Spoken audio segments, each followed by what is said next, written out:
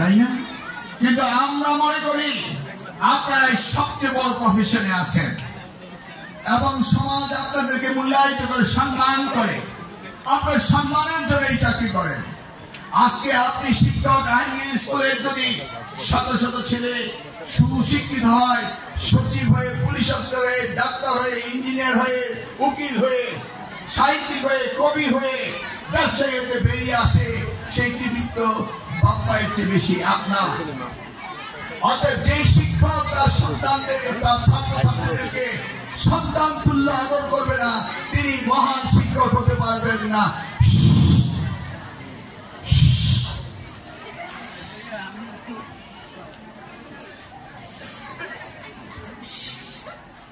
ওকে, আমি কিন্তু প্রশ্ন করব, নেক্সট টাইম তোমরা যখন কোন মিটিংয়ে যাবা কেউ কোনো কথা বলবো না। ক্ষুধা লেগে গেছে? খাবার ব্যবস্থা করছেন তো? সত্যি? তোমাদের জন্য ভালো খাবার ব্যবস্থা আছে। তাহলে তোমরা একটু চুপ করে শোনো। আমি শিক্ষকদের অনুরোধ করব যে আপনারা একটি ইউনিক প্রতিষ্ঠান আইনজীবী স্কুলকে বানান। এই স্কুল আমার স্ত্রী 10 নম্বরে মেয়ে নাজমুন্নাহারবেরি প্রথম ভবন দিয়েছিল নাকি? সেই বহু আগের কাহিনী। হ্যাঁ, দেয়নি? কেন দিয়েছে?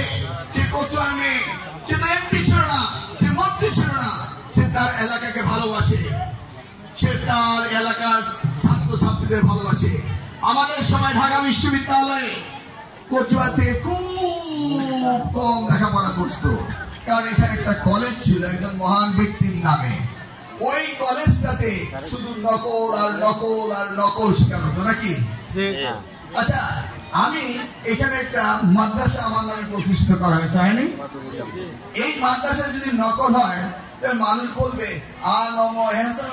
দাখিল মাদ্রাসা থেকে নকল করিয়া পাস করিয়াছি। ওই মাদ্রাসার নামটাকে আমার রাখা উচিত কি উচিত? এই হচ্ছে মানুষের সাইকোলজি। মানুষ প্রতিষ্ঠান বানাবে, প্রতিষ্ঠানে নকল হবে।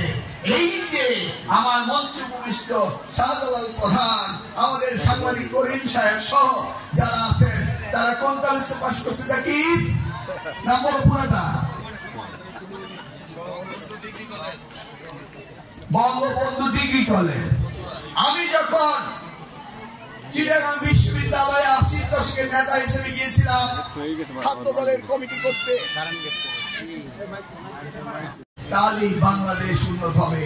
আমরা যদি পুরুষরাই শুধু চাকরি করি, কাজ করি, মহিলা বসে থাকে, তাহলে জাতির অর্ধেক বসে থাকবো নাকি? সেই জন্য আমাদের সকলকে এটা করতে হবে। তোমরা যারা আমার সামনে প্রত্যেকটি স্কুলে, কলেজে, মাদ্রাসায় মেয়েদের সংখ্যা বেশি, আমি নাই? তোমরাই কিন্তু সংখ্যায় বেশি, জানো তোমরা?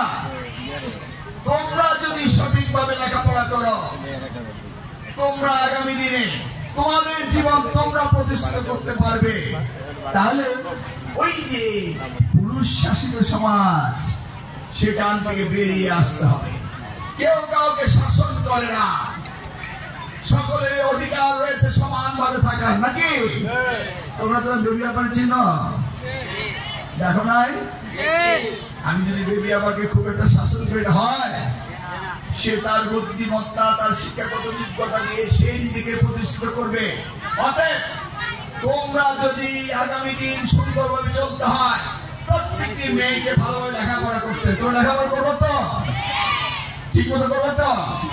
কথা দিলা তো? ওকে, কে কে কথা দেওয়া নাই হাত তোলো। একবারও আমি পারলাম না তাদেরকে ঠকাতে, দেখলেন তো? এইটাই হলো নিউ জেনারেশন আলফা, এইটাই হলো জেনারেশন জি। এই তোমরা কি মনস্তাত্ত্বিক ভাবে কি কি প্রস্তাব করবে ঠিক করেছো? তোমরা ঠিক করো? কি করবো? স্যার আমাদের রেডি হয়ে গেছে, রেডি হয়ে গেছে। কে ঘোষণা করবে?